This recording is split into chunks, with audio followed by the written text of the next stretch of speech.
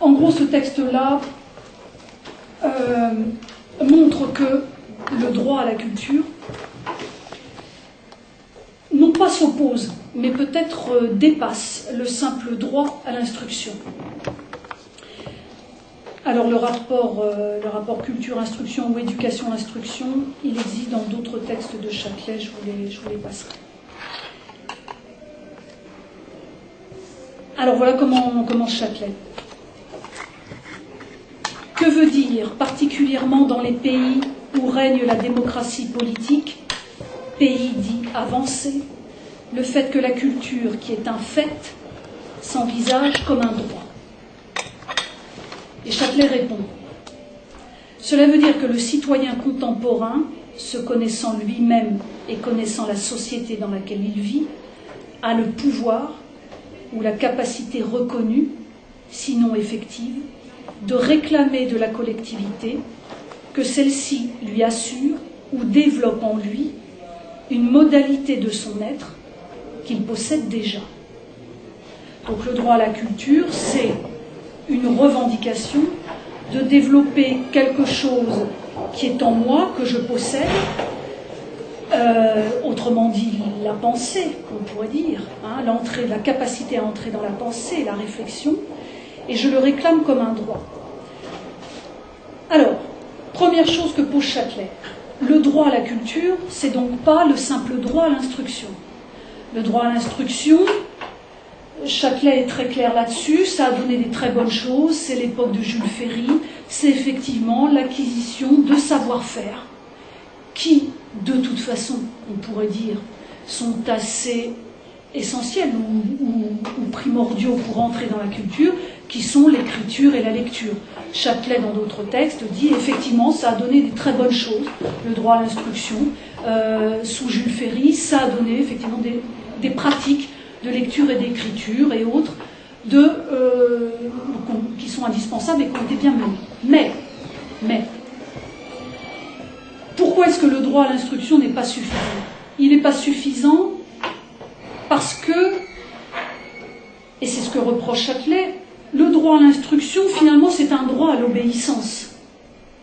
Certes, il donne des outils pour entrer dans la culture, certes, on passe par l'école pour apprendre à lire, pour apprendre à écrire, pour, je sais pas, connaître un peu d'histoire de la musique, si c'est possible, ou un peu d'histoire tout court, mais c'est un droit à l'obéissance. C'est-à-dire qu'on apprend, et notamment on apprend pour quelle raison? Jules Ferry, c'était quoi? C'était pas le bonheur d'éduquer, c'était éduquer les gens, un minimum les instruire, parce qu'il fallait que ces gens, en regard d'une mutation de société, puissent occuper des postes qui allaient se profiler. Donc il s'agissait finalement d'instruire la population, d'instruire les jeunes pour qu'ils puissent occuper des postes dont la société allait avoir besoin. Alors ça, on retrouve là, mais Châtelet ne l'évoque pas, c'est moi qui le... Ça fait penser à Nietzsche et Sur l'avenir de nos établissements d'enseignement, où Nietzsche, et Châtelet, évidemment, je l'ai su grâce à René Scherrer, qui m'a conseillé de lire ce livre, et Nietzsche dit ça à un moment donné. Nietzsche fait le diagnostic de la société allemande et dit qu'est-ce qui est en train de se passer. Ce qui est en train de se passer, c'est qu'on veut que la culture serve, que le savoir soit rentable. Et Nietzsche, c'est à l'époque où en Allemagne, il y a la mise en place de ces fameux lycées techniques, de ces fameux lycées professionnels. Et Nietzsche est il diagnostique ce qui est en train de se passer en Allemagne. Donc c'est un petit peu la même continuation, c'est ce que dit Châtelet là. Le droit à l'instruction donne de très bonnes choses. Son gros problème, c'est que c'est aussi un droit à l'obéissance. Voilà. C'est d'où que ce ne soit pas une entrée dans la culture complète, que ce ne soit pas un droit à la culture. C'est peut-être les prémices, évidemment, c'est peut-être l'entrée. Mais ça ne peut pas se résumer à la possibilité de s'éduquer par soi-même. Si on en reste à l'instruction, on ne peut pas s'éduquer, entrer dans l'éducation.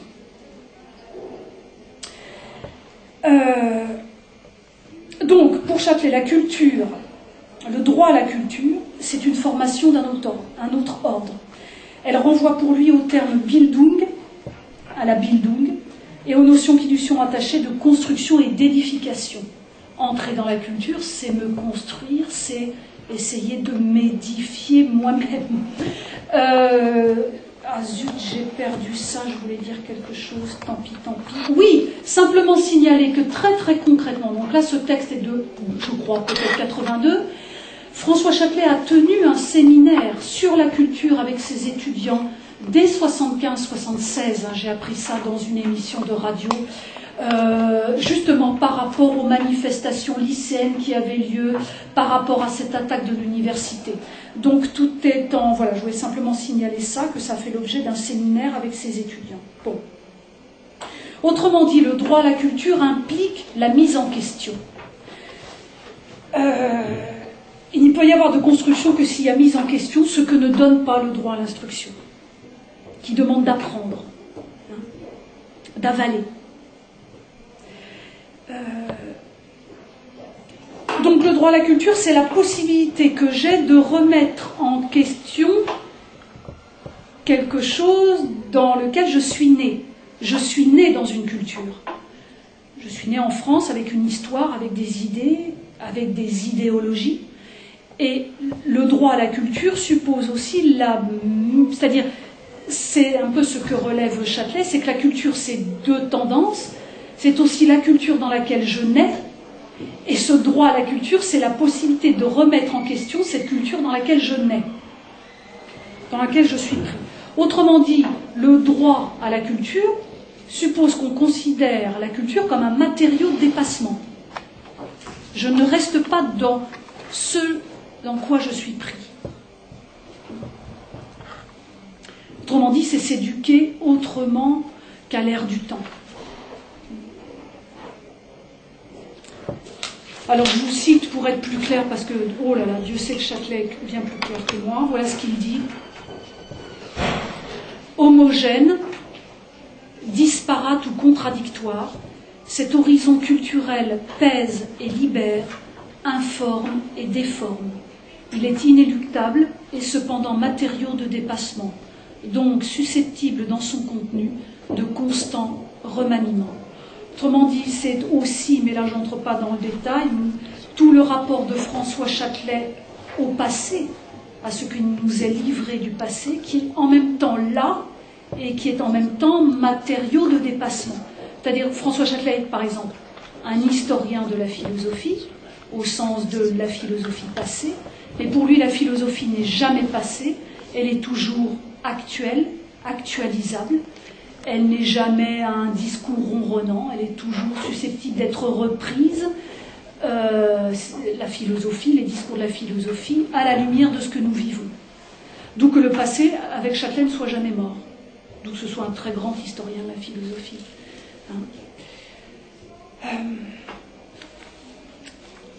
Alors, mes premières objections. Le droit à la culture, c'est donc, comme je l'ai dit au départ, l'idée d'une revendication. Je demande à l'État, je revendique auprès des instances étatiques de développer ce droit à la culture, cette part qui est en moi, cette capacité à dépasser ce qui est donné. Et Châtelet relève donc l'objection.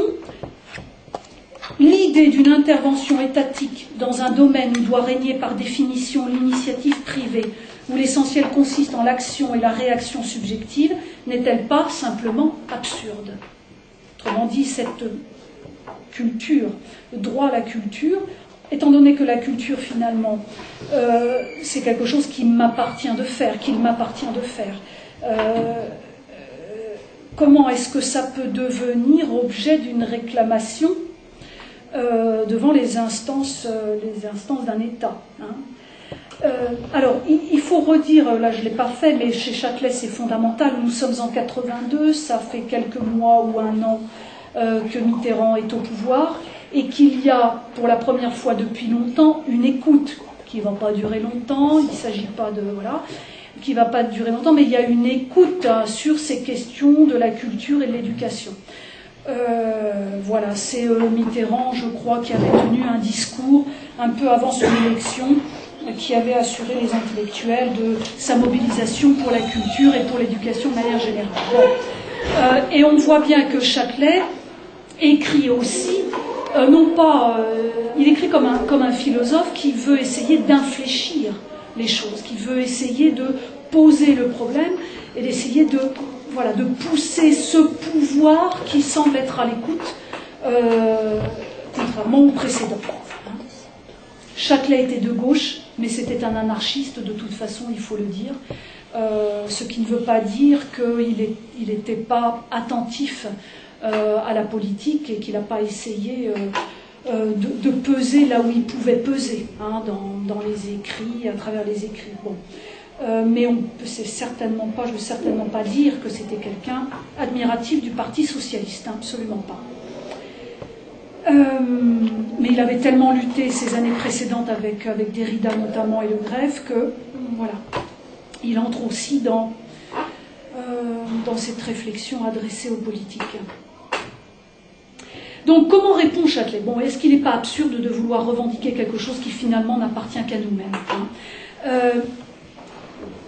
Est-ce que finalement le droit à la culture ne serait pas en contradiction avec la définition même de la culture comme construction et d'édification des connaissances qui ne sont pas prédéterminées, qui nous appartiennent, que l'on rencontre, etc., qui relèvent d'une pratique propre, y compris une pratique d'existence au sens simple du terme, libre de tout dirigisme? Est-ce que c'est pas antinomique? Bon.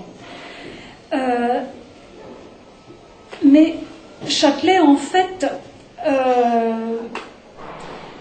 dit bon, très bien, il y a de nombreuses formations qui écartent comme inopportune cette espèce de revendication d'un droit à la culture par rapport à l'institution. Mais Châtelet, voilà, il dit bon, mais alors, si la culture était laissée aux mains des organismes privés, est-ce qu'il ne vaudrait pas mieux, parce qu'on est dans un pays dit démocratique ou républicain, et à une époque qui semble, je sais aujourd'hui ça fait sourire, mais qui à un moment de l'histoire entend ces questions de la culture et de l'éducation, est-ce qu'il ne vaut pas mieux que ce soit revendiqué et que ce soit finalement au niveau de l'État que ça se passe, plutôt que de le laisser aux mains des entreprises privées? Voilà, je lis ce qu'il dit. De nombreuses formations étatiques écartent comme inopportune et dangereuse pour des productions culturelles une telle intervention. Mais à qui serait laissé le financement de ces productions? À des groupes privés? Ne vaut-il pas mieux que ce soit l'État français, parce que républicain, qui s'en charge? Alors effectivement, Châtelet relève directeur de musique ou de théâtre, directeur de musique ou de théâtre, c'est-à-dire des titres qui sont donnés par l'État. Est-ce que ce n'est pas finalement des titres choquants, hein, puisqu'ils recouvrent des budgets attribués, etc., etc. Mais est-ce que finalement il ne vaut pas mieux que ces moyens-là soient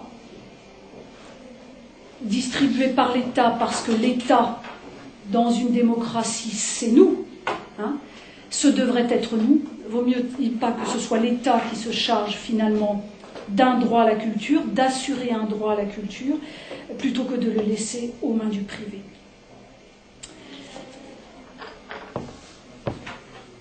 Alors Châtelet précise, pour être très clair, que le vrai problème finalement, et là il nous ramène à nous en tant que citoyens, le vrai problème, c'est que la politique, là je le cite, la politique culturelle d'un gouvernement doit faire l'objet d'une explication permanente de la part de ceux qui la conduisent et d'une constante attention du corps civique. Autrement dit, c'est aux citoyens à exiger des informations sur la politique culturelle qui est menée en son nom. Oui, c'est utopique. Mais Châtelet est utopique dans le bon sens du terme, c'est-à-dire qu'il n'a pas cessé de travailler dans le présent, et notamment très clairement politiquement, pour que la culture ne soit pas laissée aux mains de gens qui n'ont clairement rien à faire des citoyens. Hein. Voilà, un petit peu pour le droit à la culture. Alors, voilà. Donc, elle ne l'aime pas, donc elle maîtrise. Voilà, elle va mettre bon. le dernier moment.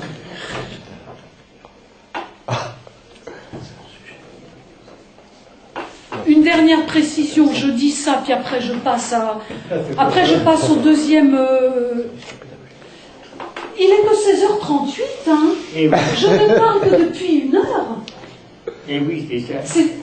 D'accord, je vois, C'est c'est... pour ça que je voulais savoir. Oui, d'accord, je le dis. Donc je termine sur ce texte, sur cette archive que j'ai mutilée, mais c'est pas grave, sur les 2 hypothèses, sur le droit à la culture et la culture comme service public. Au moment où Châtelet écrit ce texte-là, il y a, depuis quelques années déjà, un engouement pour la culture. C'est-à-dire, c'est le grand moment où les grands philosophes écrivent et ils sont lus, où des cinéastes font des films et ils sont vus, où des gens du théâtre font du théâtre et des pièces un peu obscures et elles sont vues. Je veux dire, ce texte-là, cette réflexion sur le droit à la culture comme service public, c'est aussi ce moment où la culture ne semble pas faire peur aux Français, où elle connaît, où même les choses les plus dures connaissent un succès, où les philosophes les plus durs, les plus abscons peuvent être lus. Bon. Alors, Châtelet, il dit quoi? Il remarque qu'il y a donc un droit à la culture qui se fait sentir, qui est réclamé par les gens, au vu de ce qui se publie, etc. Et il dit que ce droit à la culture, qui est en fait un désir de penser, est lié au fait que trop longtemps, les gens en sont restés, notamment dans leur passage à l'école, à de l'instruction.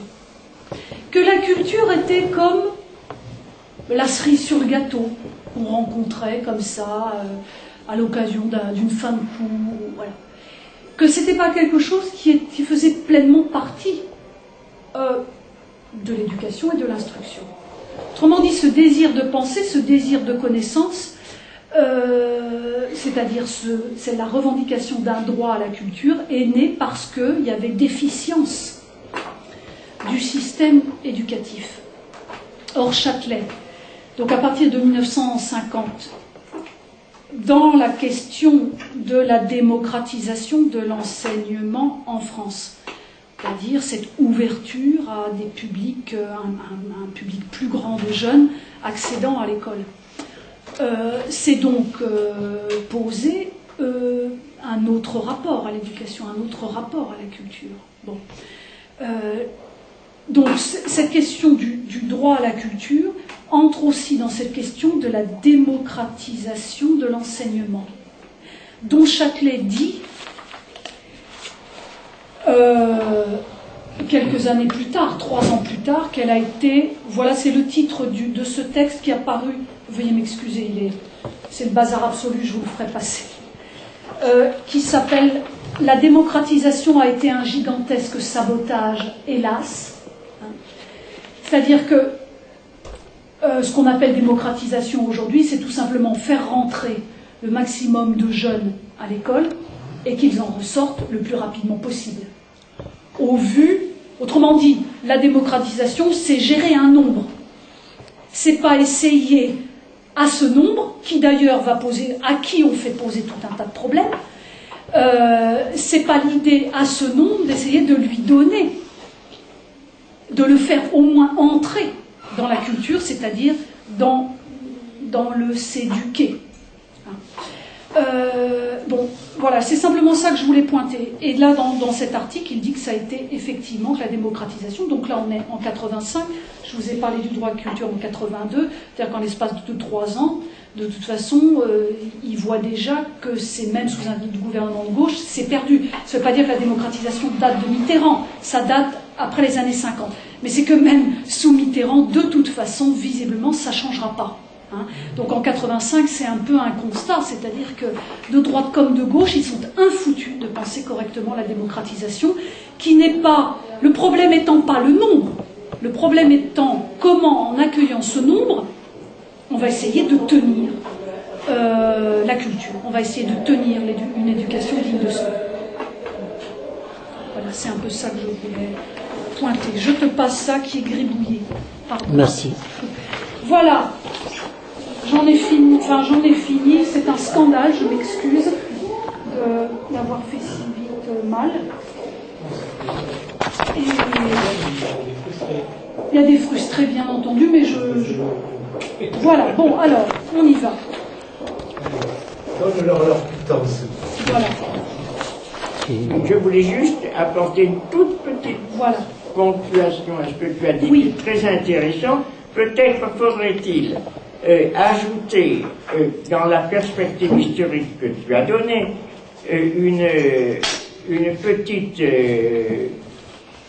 mise au point qui est en même temps peut-être un grossissement des lignes, mais qui quand même permettent, bien que la pensée de Châtelet ne soit pas évidemment une pensée à la merci, fluctuant selon les circonstances, elle est comme toute pensée ou toute expression, tout au moins dans son expression et dans ce que à quoi tu as fait appel, qui sont beaucoup des articles ou des interventions ou des choses comme ça, elle est quand même commandée aussi par les circonstances. Or, dans la période que tu as étudiée, il y a une ligne majeure sur le point de vue de la position culturelle, c'est l'élection de 1981. Il y a deux lignes. Il y a celle, premièrement, c'est celle dans laquelle se situe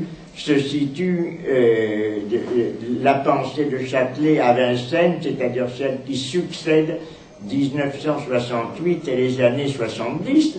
Puis ensuite, il y a l'accès de ce qu'on appelle la gauche au pouvoir, c'est-à-dire l'élection 2030-1981, et les réformes importantes, en particulier sur le plan culturel, qui ont été faites. Il y a eu effectivement, à ce moment-là, une tendance de ce qu'on appelle la gauche, c'est-à-dire socialiste, à miser essentiellement et beaucoup sur la culture, en particulier avec le ministère langue, de sorte que, à la fois, il y a eu, de ce point de vue-là, une concrétisation relative de choses qui avaient été présentées sous la forme de tendances, d'aspirations, dans les années précédant 68 et suivant 68, c'est-à-dire qu'effectivement, il y avait quelque chose qui avait été orienté vers l'accès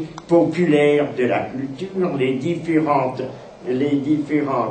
manières de concevoir la culture, à la fois comme participation de classes populaires, de couches populaires plus larges à ce qu'était la culture, c'est-à-dire en fait la culture de la classe dominante, c'est-à-dire la culture bourgeoise. Donc il y a eu à la fois cet accès, cet élargissement de choses qui étaient consacrées à un milieu culturel bourgeois, à un milieu plus populaire, et en même temps l'attention portée sur ce que l'on peut appeler des cultures populaires, bien qu'en France il n'y en ait pas eu beaucoup qui aient été différenciés au XIXe siècle de la culture bourgeoise et culture populaire sont un petit peu confondus, étant donné qu'il y a eu une popularisation avec le surréalisme et toute autre chose. Mais enfin, c'est resté des cultures qui sont essentiellement de la demi-bourgeoisie avancée, de la bourgeoisie, de la petite bourgeoisie, demi-bourgeoisie, une drôle d'expression, de la petite bourgeoisie des intellectuels avancés, qui a eu une tendance très populiste, en fait très populiste dans le bon sens du mot, tournée vers le peuple, populaire, et en même temps, ce qui compte aussi énormément, la défiance des intellectuels, des défenseurs de la culture, à l'égard de la culture étatique et de celle qui à la fois avait été triomphante puis était en train de chuter en chute libre à toute vitesse, qui était la culture prolétarienne du non soviétique, l'imposition de la culture par l'État, de sorte qu'au moment où il y a eu le triomphe, l'accès électoral de la gauche, il y a eu à la fois une satisfaction, une généralisation qui s'est marquée précisément par les maisons de la culture qui ont été créées par Jacques Lang, et autour essentiellement du théâtre, il faut le dire, c'est des maisons de la culture, également des arts plastiques, mais je crois que le théâtre a été essentiellement bénéficiaire, et on pourrait presque dire que ces années ont été marquées par le grand triomphe brechtien. C'est Brecht qui est devenu en quelque sorte le modèle. Quelqu'un qui l'a bien vu dans ce sens, c'est Badiou, en ce qu'il est, ben, je dirais, un homme très porté vers le théâtre et qui a soutenu des Brechtiens et qui a lui-même participé un petit peu à ce théâtre. Il y a eu des gens comme Antoine Vitesse en particulier, mais en même temps, il y a Marcel Maréchal, Monchero, tout un tas de gens qui ont participé à ce mouvement culturel, mais en même temps avec des réserves, c'est-à-dire avec la défiance justifiée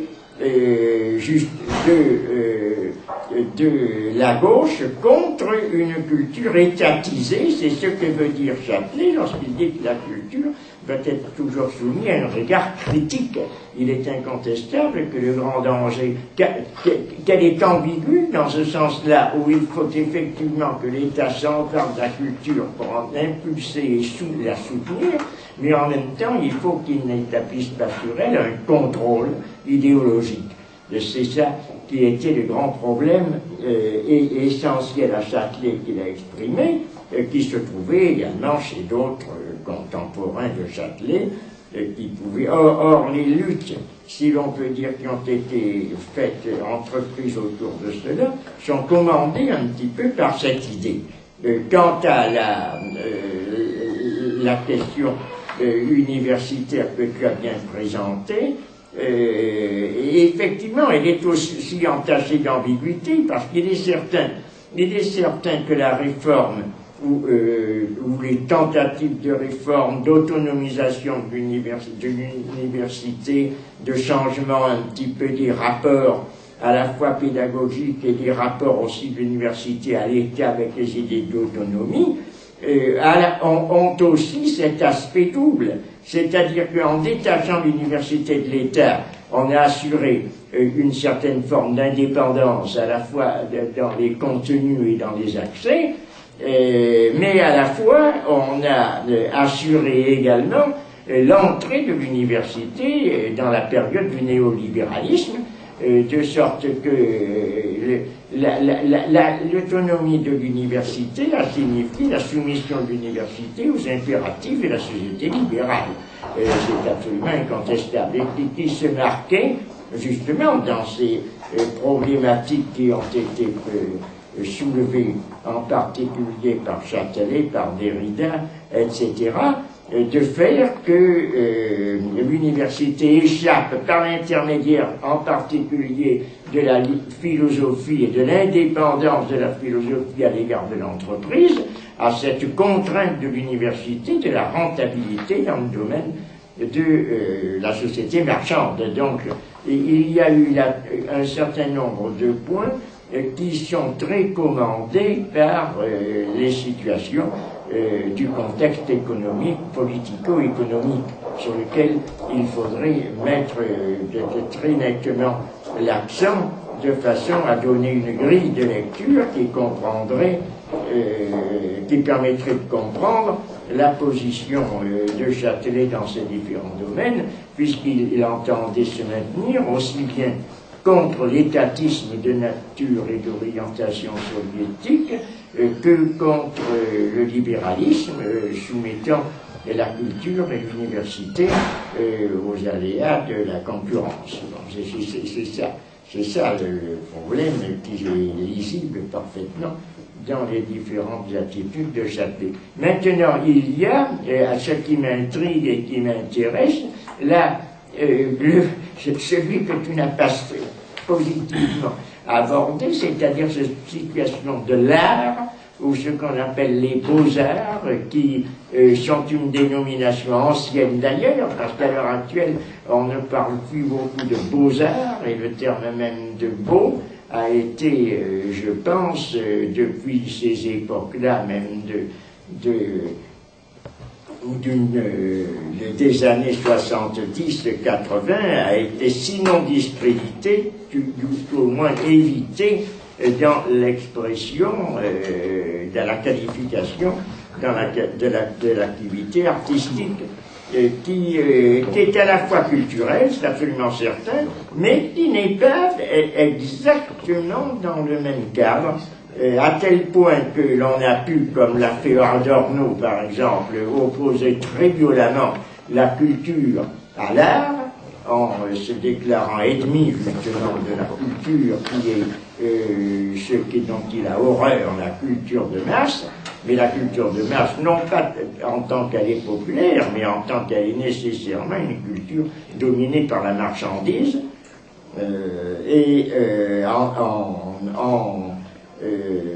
considérant que l'art et la création artistique est toujours et nécessairement anticulturelle, c'est-à-dire une véritable œuvre d'art, s'oppose et contestataire par rapport à la culture de son temps, elle est en marge de la culture, tous les exemples le montrent, les grands artistes ont eu de la difficulté à se faire connaître, tout au moins dans la société contemporaine. Il y a une époque où il y a, mais là, on ne peut pas en parler non plus, les époques où il y a une alliance qui a intéressé Châtelet particulièrement, celle de Périclès, entre la culture, l'art, la politique, mais il est vrai que c'était une société, en dépit de ses différences de fortune, une société élitiste, dans la mesure où la société de la démocratie athénienne comportait peu de personnes ayant le type de citoyens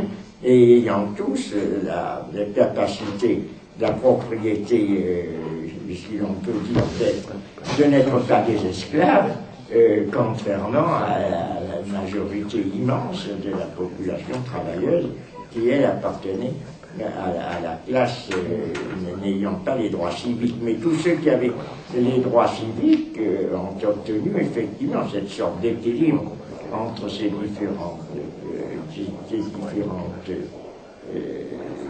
disciplines, si l'on peut dire, ou ces différents aspects que sont culture, création artistique, activité politique, pour l'époque contemporaine, et à partir de la Révolution, tout au moins, de la Révolution de 89, ça s'est dissocié. Avant, il y avait une culture paysanne, il y avait une culture populaire, il y avait une culture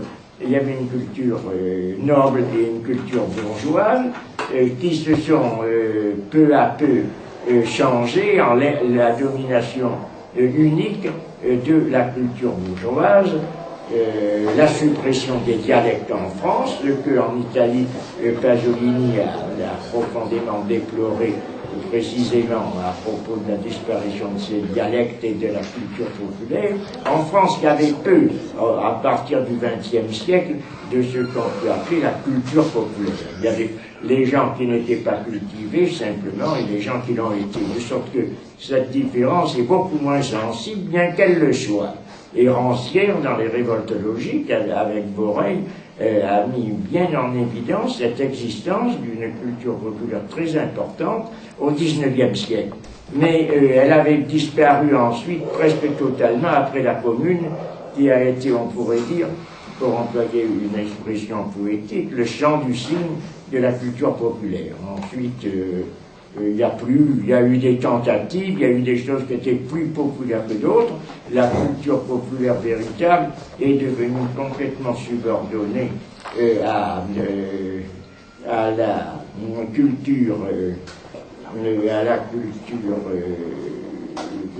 bourgeoise, de sorte que les gens qui s'adonnaient à la culture populaire, on les disait précisément non cultivés ou incultes. Ce qui n'empêche que cette culture populaire a existé, et dans la mesure où elle n'était pas subordonnée aux entreprises commerciales, et on peut dire que là, il y a une ambiguïté, parce que dans une certaine mesure, le commerce, pour employer cette expression globale, qui était le véhicule de la culture populaire, est devenu maintenant et également de ce qu'on peut appeler le véhicule, ça veut dire de la grande culture aussi, puisque tout est subordonné à ce problème de la concurrence et de la rentabilité.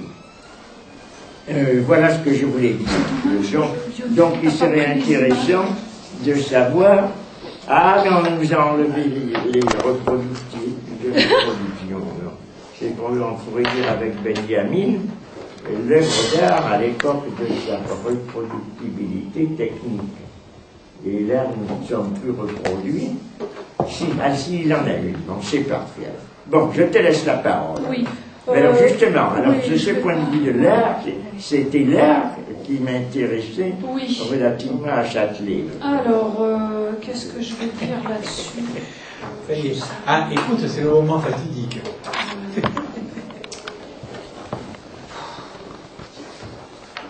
Alors, de ce que vous...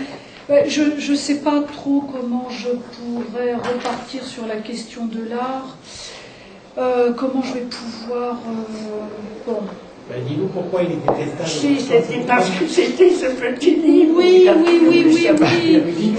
mais c'est... Qu'est-ce que vous voulez que je dise là-dessus? J'en sais rien.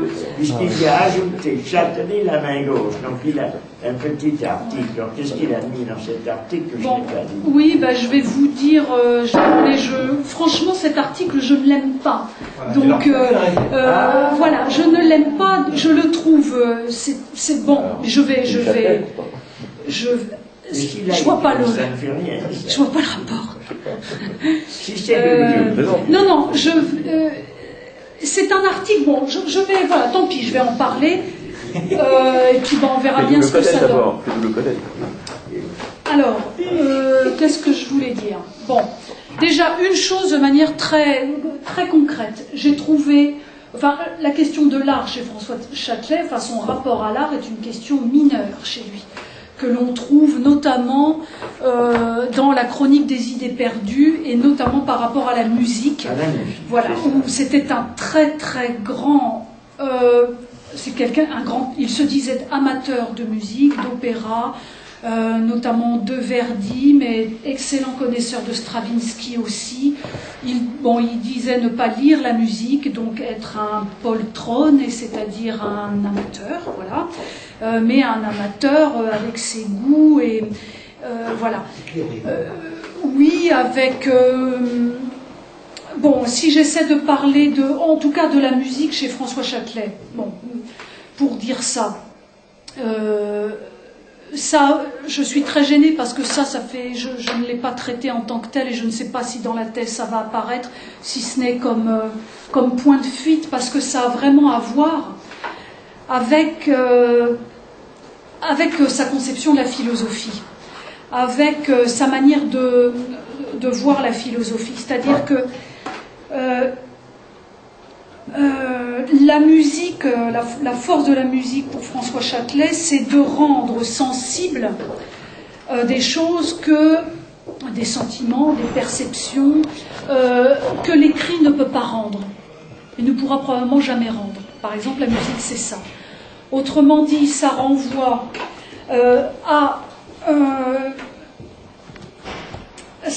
au matérialisme chez Châtelet. Châtelet était matérialiste, enfin c'est un matérialiste. Mais le problème, c'est que surtout dans ces époques où il écrit, il s'est toujours battu contre une conception du matérialisme qui réduit le matérialisme à des choses bassement empiriques.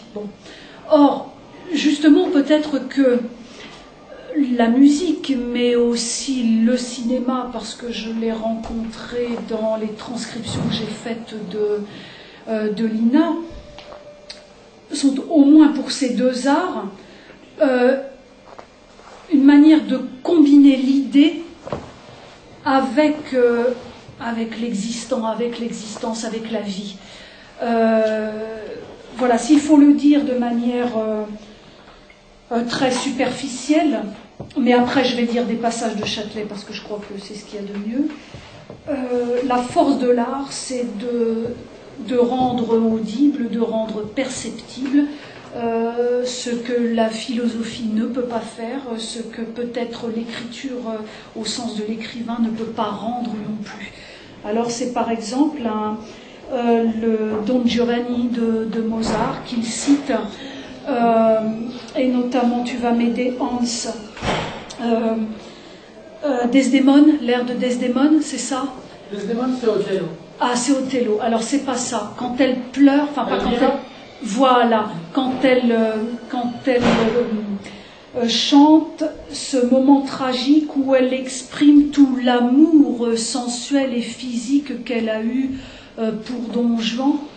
Voilà, ça c'est un exemple pour Châtelet de ce que la musique rend et que quelqu'un comme Molière ne peut pas rendre. Et que c'est ça la puissance de la musique et la force de Mozart. Par exemple, bon, peut-être qu'il faudrait à ce moment-là, si vous me permettez de lire un petit peu par rapport à la musique, il faut lire ces pages qui sont les seules pages mises à part. Alors là, Hans, pas seulement Hans, mais parce que Hans est musicien, et en tout cas prenez ça, parce que malheureusement, voilà 2 transcriptions de 2 émissions radiophoniques sur la musique de François Châtelet, où François Châtelet parle de la musique. La première, de manière générale, ses amours, de manière générale, donc plusieurs musiciens, et la seconde sur Stravinsky, qui n'est pas, dit-il, son musicien préféré, mais il n'osait pas se lancer dans Bartók, par exemple. Il avait peur d'en parler.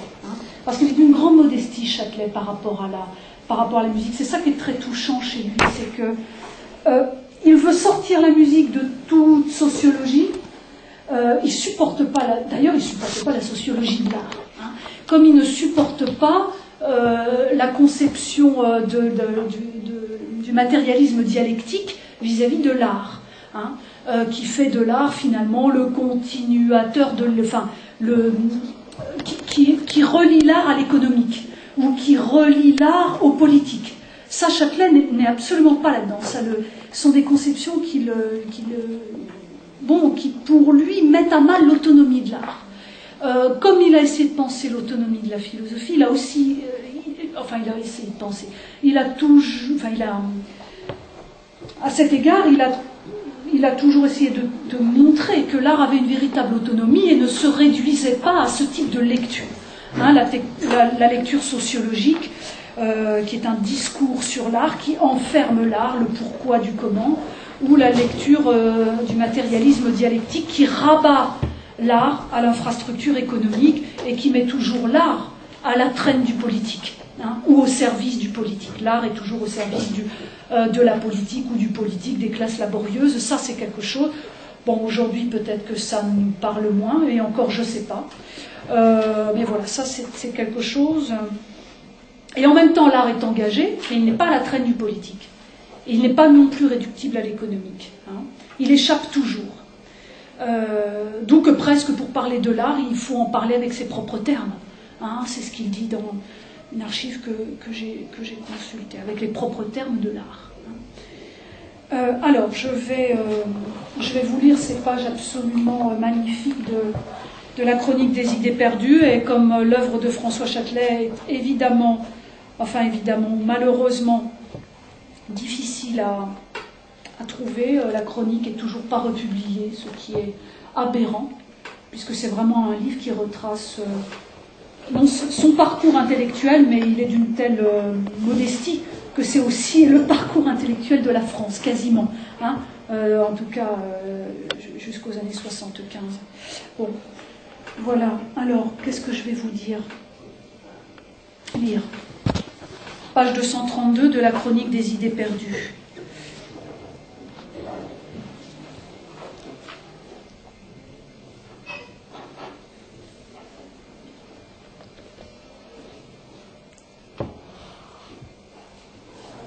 C'est une réalité, donc la musique, c'est une réalité qui me passionne et qui occupe une part importante de mon temps que je n'ai jamais osé aborder.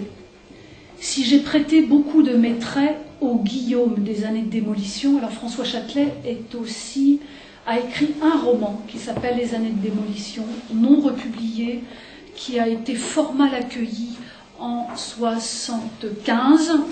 Voilà, Guillaume est donc le personnage central des années de démolition. Si j'ai prêté beaucoup de mes traits au Guillaume des années de démolition, j'ai soigneusement oublié de lui attribuer cet amour excessif pour Mozart, Schubert, Stravinsky et Xenakis. Il m'aurait fallu évoquer les émotions de mon héros et je ne m'en sentais pas capable. Je ne le suis pas plus aujourd'hui de parler des miennes. Et cependant, plus les années passent, plus j'écoute de musique, plus j'en suis curieux, plus intensément je l'éprouve et plus je suis perplexe quant à cet attachement. Je n'ai reçu aucune éducation musicale, mais je suis un fils de la radio, comme d'autres sont les enfants de la télévision. Mes parents appréciaient la grande musique et le poste qui fonctionnait beaucoup était branché en général sur les stations sérieuses. J'ai le souvenir d'avoir ouvert un cahier lorsque j'avais une douzaine d'années, où je donnais des notes aux morceaux de musique que j'entendais et que je faisais chaque mois des moyennes me permettant de classer les compositeurs. Dans le Larousse en 6 volumes, je cherchais les compléments biographiques. Grieg, à cause de Peter Gint, et Gounod, grâce au ballet de Faust, arrivaient en tête. J'acquis ainsi une culture considérable, bien que lacunaire et vacillante. Il est certain en tout cas que c'est par l'intermédiaire de Rigoletto que j'ai pu apprécier ce qu'il y a de fort et d'original dans les drames de Victor Hugo. Aussi, lorsque dès ma première année de Sorbonne, je fus entraînée au concert par Jacques Castier, je n'étais pas en terrain inconnu. Malgré la pauvreté des temps, nous étions en ce domaine des privilégiés. Avant même l'institution des jeunesses musicales en France, la carte d'étudiant nous donnait accès pour une somme dérisoire aux répétitions générales de l'orchestre du conservatoire, dont le chef titulaire fut bientôt Charles Munch, puis André Clutens. Le samedi matin et le samedi après-midi, le concert de la Société des instruments avant, que dirigeait Fernand Oubradous. Lorsque nous eûmes un peu plus d'argent, nous allions écouter un autre grand orchestre le dimanche à 6 heures. Et nous nous organisions pour faire queue et ne pas manquer les grands visiteurs, Toscanini, Mangelberg, Furtwängler, Sulima Stravinsky, etc. etc.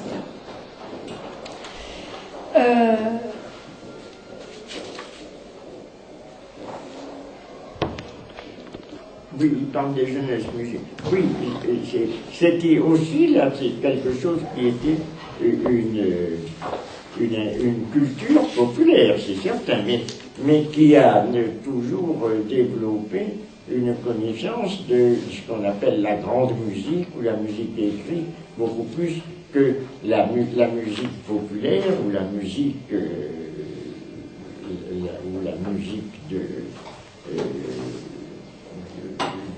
de cabaret ou de tradition populaire. C'était de la musique écrite dans des jeunesses musicales qui ont pris naissance avant la guerre de 40, donc c'est très ancien.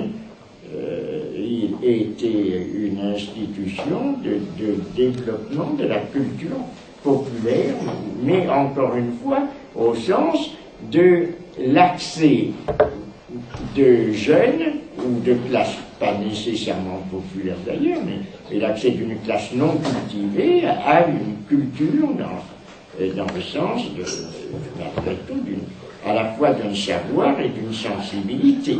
Donc c'est un exemple là aussi, un peu avant les maisons de la culture, orientées encore une fois plutôt vers le théâtre.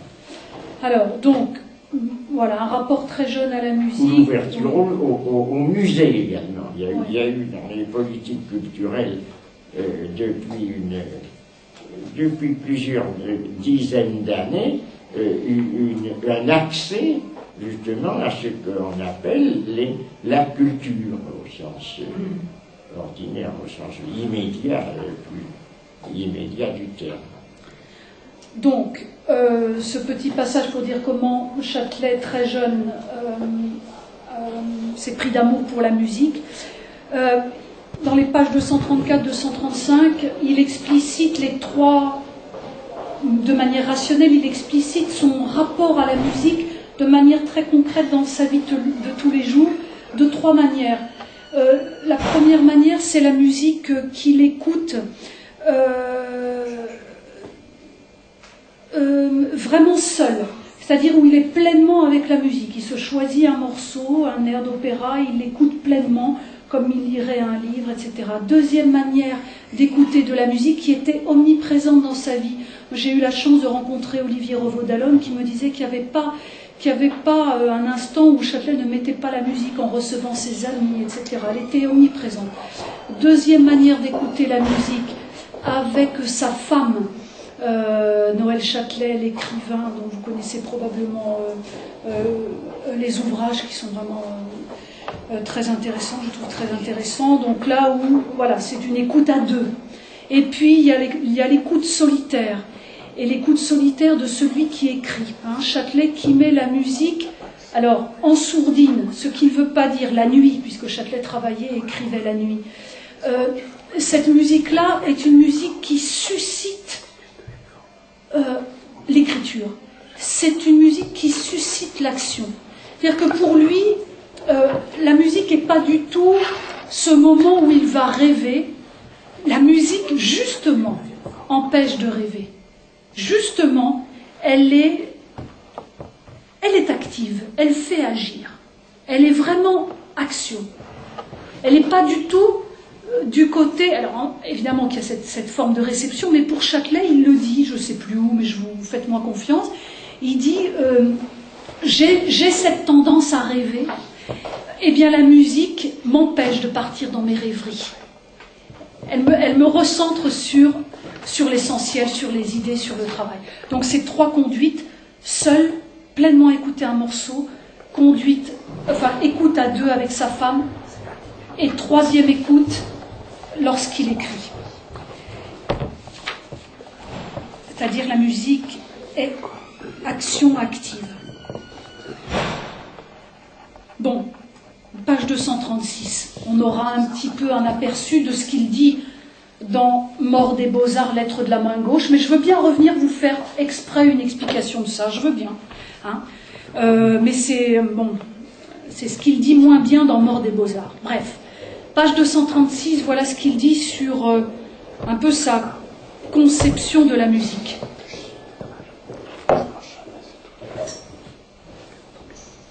Bon, il dit qu'il a peur de parler de musique, il ne s'en sent pas capable, il ne sait pas lire la musique, il a des haines solides, par exemple, une définition qu'il donne de Gustav Mahler, musicien autrichien contemporain d'Anton Bruckner, d'où le proverbe français « un malheur ne vient jamais seul ». Donc, il n'ose pas vraiment parler parce qu'il a des positions très, très fermes sur certains musiciens et qu'il ne sait pas trop comment les défendre. De même Wagner. Pardon ? Il n'a pas aimé voir à Venise. Par exemple, de Wagner. Wagner a exercé sur la musique européenne une influence fâcheuse. Donc, peur de parler de la musique parce que voilà, il en revient finalement à des jugements qui peut-être sont un peu trop personnels, et Châtelet, ça lui pose des problèmes de parler personnellement un peu de la musique. Bon. Et la deuxième chose, voilà ce qu'il dit. La seconde raison qui me fait craindre de parler de la musique, c'est que la plupart des textes que j'ai lus sur cette question, en dehors des analyses historiques, sont habités par le mauvais lyrisme. Celui qui s'essouffle à faire passer dans des mots ce qui ressortit à une autre sémantique. Maurice Ravel disait, je crois, « Ce que je reproche à Beethoven, c'est Romain Rolland ». Il avait bien raison. Aussi, je me limiterai à quelques impressions brèves et peu contrôlées, les premières et sans doute les dernières que je risquerai sur un tel sujet. Première remarque. On a coutume dans les traités d'esthétique d'associer la musique à la temporalité, dans le souci classificatoire de la distinguer dans l'ordre des beaux-arts, des arts plastiques. Je n'expérimente rien de tel. Si la musique a quelque fonction de cet ordre, elle est de désarticuler la représentation unitaire du flux qui s'écoule, que propose et impose le vécu dans sa prétendue immédiateté. Ce n'est pas comme le XIXe siècle a tenté d'en accréditer l'idée, que ce soit l'essentiel de l'art en général que d'apporter ici-bas le substitut sensible de l'éternité. L'art musical réussissant particulièrement bien dans cette entreprise, dans la mesure où il est directement confronté avec l'adversaire. Une pièce musicale, ce 7e quatuor de Beethoven que j'évoquais à l'instant, agit comme un champ matériel constitué de qualités sonores, tantôt légères, tantôt lourdes, tantôt fluides, tantôt épaisses, qui se superposent, se combinent, s'amalgament en mouvements.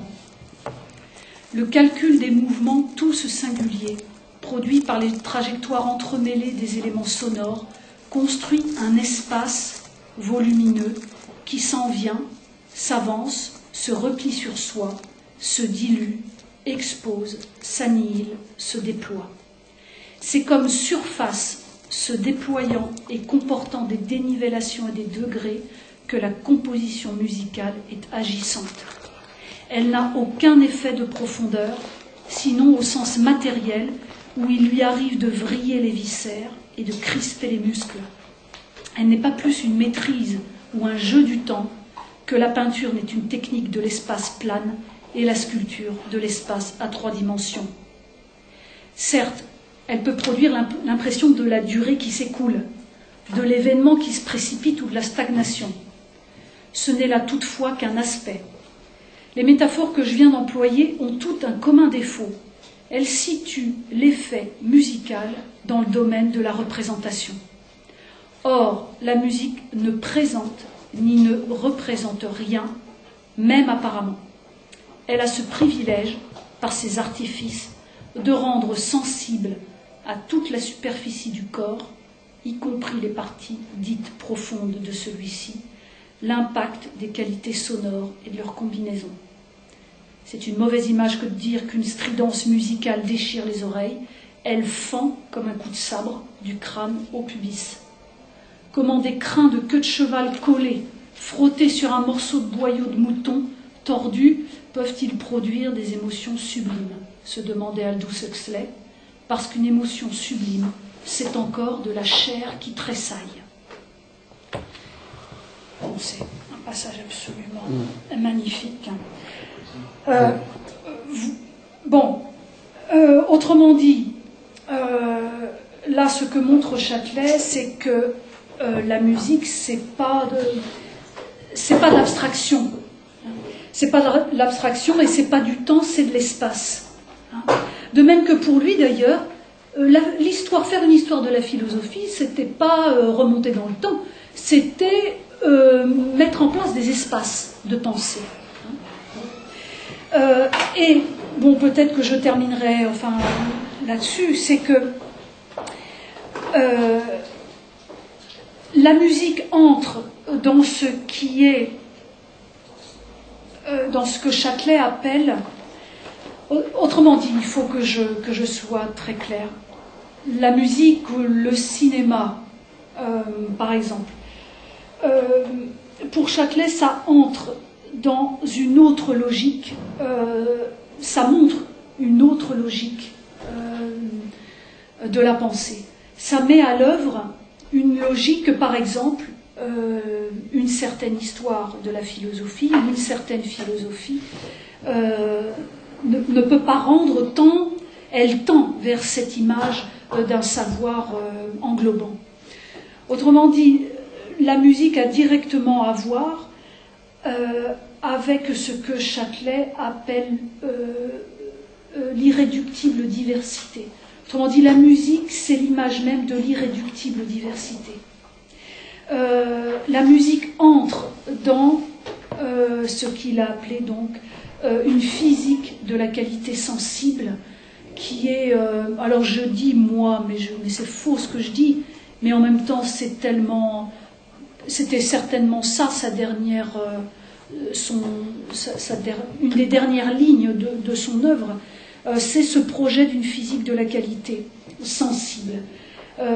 Qui a à voir avec effectivement son abandon, sa critique et son abandon de la philosophie savoir telle qu'il a pu l'admirer chez quelqu'un comme Hegel. Alors peut-être que je vais vous lire un passage, le passage 239, par rapport à cette question de la logique et de la métaphysique. Les mêmes traités d'esthétique insistent sur la rigueur qui préside à l'élaboration de l'œuvre. Ils aiment à montrer que telle pièce, en apparence légère et fantaisiste, est souvent le résultat d'une logique subtile qui condense la rigueur sans la supprimer. J'en suis bien d'accord. Mais l'auditeur que je suis est surtout sensible au fait que cette logique est à la fois soigneusement respectée et constamment tournée. Ce qui distingue une composition didactique qui applique, par exemple, la forme sonate et une sonate de Beethoven, c'est quand celle-ci, le respect de la règle et sa transgression vont ensemble. Tout se passe comme si la logique elle-même produisait son renouvellement. Une logique non point formelle, mais actuelle. Cela va si loin que l'on peut écouter 10 fois, 20 fois la même pièce, la connaître, anticiper sur ce qui va venir, l'attendre et, cependant, quand la séquence survient, être saisi de surprise comme si on l'entendait pour la première fois.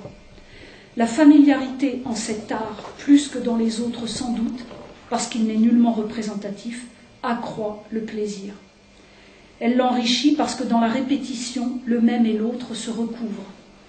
À mon sens, cet effet n'est possible que parce que la rhétorique musicale à laquelle je suis attachée ajoute aux principes de composition initiaux des principes singuliers, greffés comme autant de rameaux sur l'axe principal.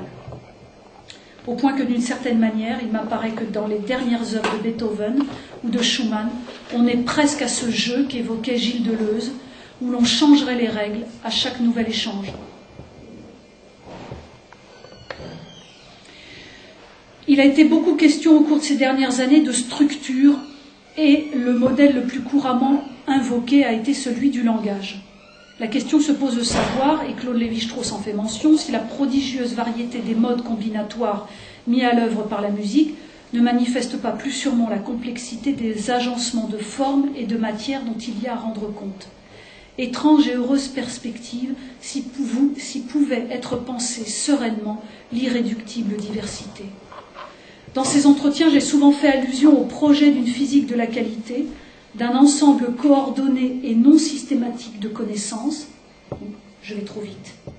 Dans ces entretiens, j'ai souvent fait allusion au projet d'une physique de la qualité, d'un ensemble coordonné et non systématique de connaissances visant à éclairer les rapports pratiques, au-delà des distinctions ontologiques de l'esprit et de la matière, anthropologique de l'homme et du monde, épistémologique de l'idée et de la chose. Or, il me semble que le travail de l'art, en tant qu'il plonge ses racines dans la techné, qu'il est une praxis. En gros, ce texte-là montre que le droit à la culture non pas s'oppose, mais peut-être dépasse le simple droit à l'instruction. Alors le rapport culture-instruction ou éducation-instruction, il existe dans d'autres textes de Châtelet, je vous les passerai. Alors voilà comment commence Châtelet. Que veut dire, particulièrement dans les pays où règne la démocratie politique, pays dits avancés, le fait que la culture, qui est un fait, s'envisage comme un droit? Et Châtelet répond: cela veut dire que le citoyen contemporain, se connaissant lui-même et connaissant la société dans laquelle il vit, a le pouvoir ou la capacité reconnue, sinon effective, de réclamer de la collectivité que celle-ci lui assure ou développe en lui une modalité de son être qu'il possède déjà. Donc le droit à la culture, c'est une revendication de développer quelque chose qui est en moi, que je possède, autrement dit la pensée, on pourrait dire, hein, la capacité à entrer dans la pensée, la réflexion, et je le réclame comme un droit.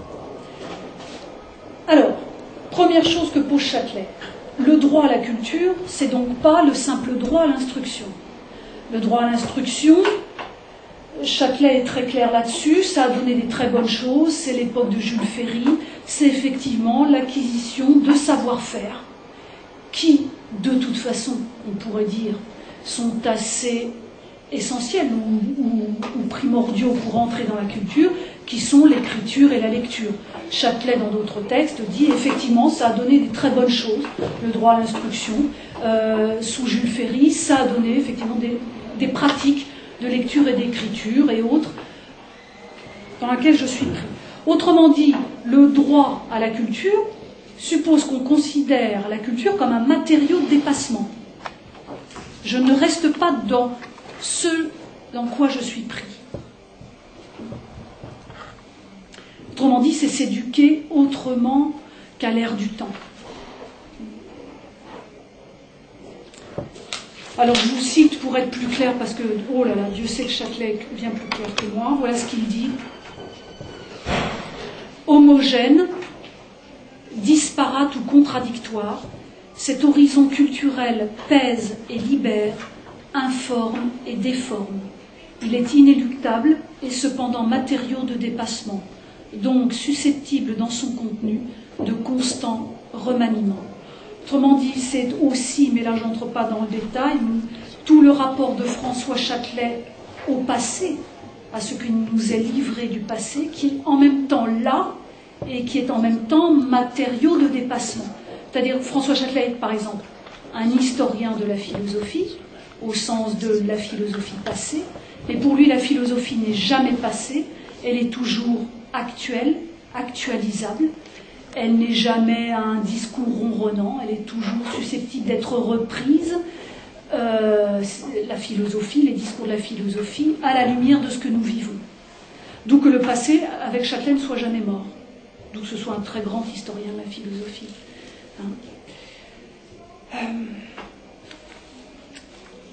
Alors, mes premières objections. Le droit à la culture, c'est donc, comme je l'ai dit au départ, l'idée d'une revendication. Je demande à l'État, je revendique auprès des instances étatiques de développer ce droit à la culture, cette part qui est en moi, cette capacité à dépasser ce qui est donné. Et Châtelet relève donc l'objection. L'idée d'une intervention étatique dans un domaine où doit régner par définition l'initiative privée, où l'essentiel consiste en l'action et la réaction subjective, n'est-elle que ce ne soit pas une entrée dans la culture complète, que ce ne soit pas un droit à la culture. C'est peut-être les prémices, évidemment, c'est peut-être l'entrée, mais ça ne peut pas se résumer à la possibilité de s'éduquer par soi-même. Si on en reste à l'instruction, on ne peut pas s'éduquer, entrer dans l'éducation.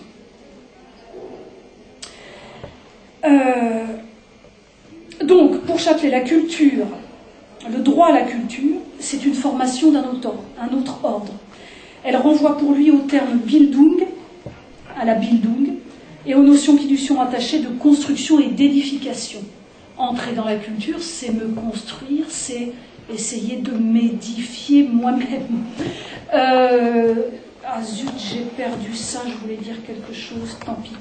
Oui, simplement signaler que très très concrètement, donc là ce texte est de, je crois, peut-être 82, François Châtelet a tenu un séminaire sur la culture avec ses étudiants dès 75-76, j'ai appris ça dans une émission de radio, justement par rapport aux manifestations lycéennes qui avaient lieu, par rapport à cette attaque de l'université. Donc tout est en... Voilà, je voulais simplement signaler ça, que ça fait l'objet d'un séminaire avec ses étudiants. Bon. Autrement dit, le droit à la culture implique la mise en question. Il n'y peut y avoir de construction que s'il y a mise en question ce que ne donne pas le droit à l'instruction, qui demande d'apprendre, d'avaler. Donc le droit à la culture, c'est la possibilité que j'ai de remettre en question quelque chose dans lequel je suis né. Je suis né dans une culture. Je suis né en France avec une histoire, avec des idées, avec des idéologies. Et le droit à la culture suppose aussi c'est-à-dire, c'est un peu ce que relève Châtelet, c'est que la culture, c'est deux tendances. C'est aussi la culture dans laquelle je nais, et ce droit à la culture, c'est la possibilité de remettre en question cette culture dans laquelle je nais. Pas simplement absurde. Autrement dit, cette culture, le droit à la culture, étant donné que la culture, finalement, c'est quelque chose qui m'appartient de faire, qu'il m'appartient de faire, comment est-ce que ça peut devenir objet d'une réclamation devant les instances d'un État, hein. Alors, il faut redire, là je ne l'ai pas fait, mais chez Châtelet c'est fondamental, nous sommes en 82, ça fait quelques mois ou un an que Mitterrand est au pouvoir, et qu'il y a, pour la première fois depuis longtemps, une écoute qui ne va pas durer longtemps, il ne s'agit pas de... voilà, qui ne va pas durer longtemps, mais il y a une écoute sur ces questions de la culture et de l'éducation. Voilà, c'est Mitterrand, je crois, qui avait tenu un discours un peu avant son élection, qui avait assuré les intellectuels de sa mobilisation pour la culture et pour l'éducation de manière générale. Bon. Et on voit bien que Châtelet écrit aussi, non pas, il écrit comme un philosophe qui veut essayer d'infléchir les choses, qui veut essayer de poser le problème et d'essayer de pousser ce pouvoir qui semble être à l'écoute, contrairement au précédent. Châtelet était de gauche, mais c'était un anarchiste de toute façon, il faut le dire, ce qui ne veut pas dire qu'il n'était pas attentif à la politique et qu'il n'a pas essayé de peser là où il pouvait peser, hein, dans les écrits, à travers les écrits. Bon. Mais je ne veux certainement pas dire que c'était quelqu'un admiratif du Parti socialiste, hein, absolument pas.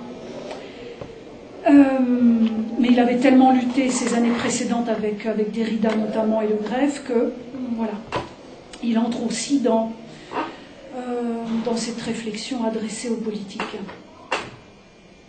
Donc, comment répond Châtelet? Bon, est-ce qu'il n'est pas absurde de vouloir revendiquer quelque chose qui finalement n'appartient qu'à nous-mêmes, hein? Est-ce que finalement le droit à la culture ne serait pas en compte qui sont indispensables et qui ont été bien menés? Mais, pourquoi est-ce que le droit à l'instruction n'est pas suffisant? Il n'est pas suffisant parce que, et c'est ce que reproche Châtelet, le droit à l'instruction, finalement, c'est un droit à l'obéissance. Certes, il donne des outils pour entrer dans la culture, certes, on passe par l'école pour apprendre à lire, pour apprendre à écrire, pour, je sais pas, connaître un peu d'histoire de la musique, si c'est possible, ou un peu d'histoire tout court, mais c'est un droit à l'obéissance. C'est-à-dire qu'on apprend, et notamment on apprend pour quelle raison? Jules Ferry, c'était quoi? C'était pas le bonheur d'éduquer, c'était éduquer les gens, un minimum les instruire, parce qu'il fallait que ces gens, en regard d'une mutation de société, puissent occuper des postes qui allaient se profiler. Donc il s'agissait finalement d'instruire la population, d'instruire les jeunes pour qu'ils puissent occuper des postes dont la société allait avoir besoin. Alors ça, on retrouve là, mais Châtelet ne l'évoque pas, c'est moi qui le... Ça fait penser à Nietzsche et sur l'avenir de nos établissements d'enseignement, où Nietzsche, et Châtelet est évidemment, je l'ai su grâce à René Scherrer, qui m'a conseillé de lire ce livre, et Nietzsche dit ça à un moment donné. Nietzsche fait le diagnostic de la société allemande et dit qu'est-ce qui est en train de se passer. Ce qui est en train de se passer, c'est qu'on veut que la culture serve, que le savoir soit rentable. Et Nietzsche, c'est à l'époque où en Allemagne, il y a la mise en place de ces fameux lycées techniques, de ces fameux lycées professionnels. Et Nietzsche est il diagnostique ce qui est en train de se passer en Allemagne. Donc c'est un petit peu la même continuation, c'est ce que dit Châtelet là. Le droit à l'instruction donne de très bonnes choses. Son gros problème, c'est que c'est aussi un droit à l'obéissance. Voilà. C'est d'où